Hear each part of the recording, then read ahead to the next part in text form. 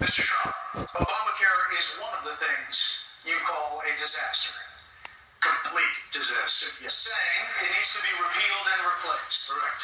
Now, 15 years ago, you called yourself a liberal on health care. You were for a single-payer system, a Canadian-style system. Why were you for that then, and why aren't you for it now?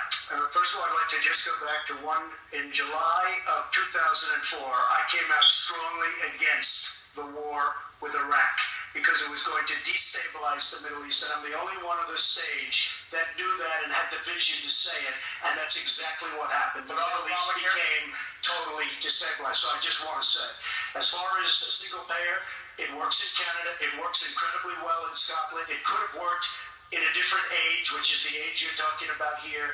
What I'd like to see is a private system without the artificial lines around every state. I have a big company with thousands and thousands of employees, and if I'm negotiating in New York or in New Jersey or in California, I have like one bidder. Nobody can bid. You know why? Because the insurance companies are making a fortune because they have control of the politicians, of course, with the exception of the politicians on the stage. But they have total control of the politicians. They're making a fortune. Get rid of the artificial lines, and you will have yourself great plans. And then we have to take care of the people that can't take care of themselves, and I will do that through a different system. Hey, Mr. Trump, hold on one second. Newsflash. I know, hold on, Senator Paul. Newsflash, the Republican Party's been fighting against the single-payer system for a decade. So I think you're on the wrong side of this if you're still arguing for a single-payer system. I don't think you heard me. You're having a hard time tonight. All right, Mr. Trump, it's not just your past support for single-payer health care. You've also supported a host of other liberal policies. You've also donated to several Democratic candidates, Hillary Clinton included, Nancy Pelosi. You explained away those donations, saying you did that to get business-related favors. And you said recently, quote, when you give, they do whatever the hell you want them to do. You better believe it. So what specifically did they do? If I ask them, if I need them, most of the people on this stage I've given to, just so you understand. A lot of money. Not me. Not me.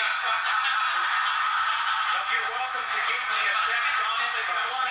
Actually, to be clear, you supported Charlie Crist. Not much. Hey, Charlie, I have Donald again. I am kidding. I hope you will give to me. Good. Okay. Sounds good to me, Governor. I will tell you that our system is broken. I give to many people. Before 2 months ago, I was a businessman. I give to everybody. When they call, I give. And you know what? When I need something from them 2 years later, 3 years later, I call them.